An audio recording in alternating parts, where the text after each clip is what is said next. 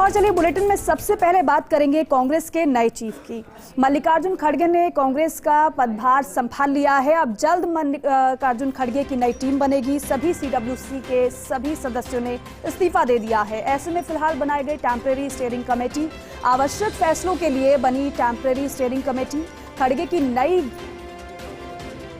Team के गठन तक ये कमेटी अहम फैसले लेगी। तो फिलहाल सीडब्ल्यूसी के सभी सदस्यों ने इस्तीफा दे दिया है, लेकिन टेम्परेरी स्टीयरिंग कमेटी भी फिलहाल के लिए बना दी गई है, जो कि हाल फिलहाल फैसले लेगी।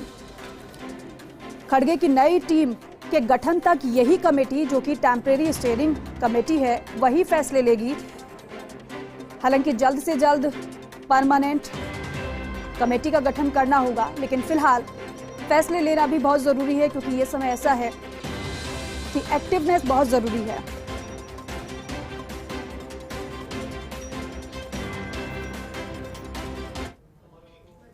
कांग्रेस की केंद्रीय चुनाव समिति की बैठक मल्लिकार्जुन खड़गे की अध्यक्षता में होगी। बैठक आज शाम 4 बजे होगी। सीईसी की बैठक में गुजरात चुनाव पर चर्चा होगी। उम्मीदवारों के नामों पर भी मंथन होगा और इसीलिए ये बेहद महत्वपूर्ण बैठक होने वाली है। शाम 4 बजे बैठक होगी। मल्लिकार्जुन खड़गे की अध्यक्षता में ये बैठक होने वाली है शाम 4 बजे।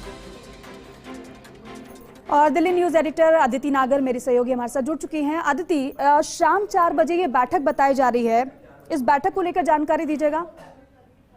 देखिए, इस बैठक में सबसे इम्पोर्टेंट बात यह है कि ये गुजरात को लेकर हो रही है। गुजरात की चुनाव समिति की बैठक है, लेकिन इस बैठक में खास ये बात है कि ये बैठक की अध्यक्षता जो है वो पार्टी के राष्ट्रीय अध्यक्ष तय करते हैं, उनकी अध्यक्षता में होता है।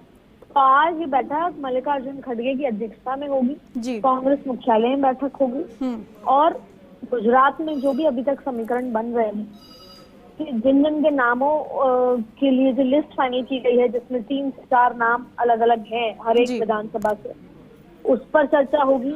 और अभी जो करंट सिनेरियो है सरकार का और बीजेपी को कैसे बैकफुट लाया जाए और आम आदमी पार्टी कैसे रोका जाए, इन तमाम मुद्दों पर चर्चा होगी। रघु शर्मा इसमें मौजूद होंगे।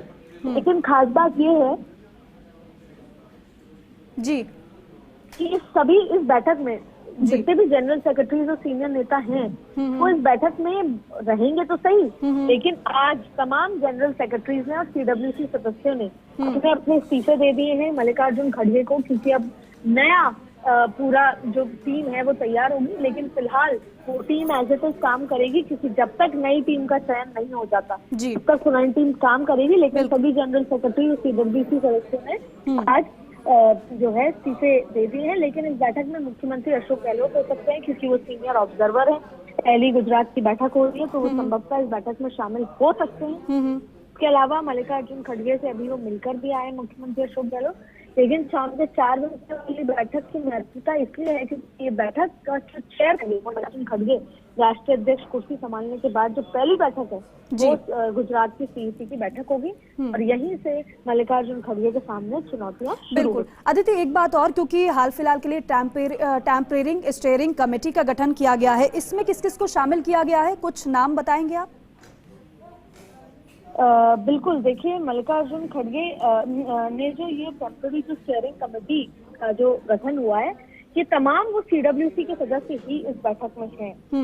तमाम वो सीडब्ल्यूसी, क्योंकि सीडब्ल्यूसी के तमाम सदस्यों ने इस्तीफे दे दिए, तो ऐसे में ये टेम्परेरी सभी सीडब्ल्यूसी के सदस्यों को अब स्टीयरिंग कमेटी कहा जा रहा है, जिससे कि जो भी फैसले जब तक कि सीडब्ल्यूसी का गठन नहीं हो जाता तब तक ये स्टीयरिंग कमेटी ही सभी फैसलों को स्टीयर करेगी और फैसलों पे नियुक्ति करेगी। लेकिन जो एक सीडब्ल्यूसी की परमानेंट समिति होती है उसका डिसॉल्व कर दिया गया है और ये वही तमाम लोग स्टीयरिंग कमेटी में हैं। जब तक कोई इमरजेंसी फैसले लेने होंगे तो ये स्टीयरिंग कमेटी लेगी। जी अदिति, आप सिर्फ गुजरात चुनाव पर चर्चा या फिर और भी चर्चा इस बैठक में होने वाली है? एक बात और अदिति, क्योंकि जिस तरीके से आप बता रहे हैं कि गुजरात चुनाव पर तो चर्चा होगी, हालांकि जब मल्लिकार्जुन खड़गे की बात आई थी कांग्रेस अध्यक्ष पद के लिए, तब ये कहा जा रहा था रबर स्टैंप, और क्या वो पूरी फ्रीडम से फैसले लेते हैं, ये इस पर भी हर किसी की नजर रहेगी।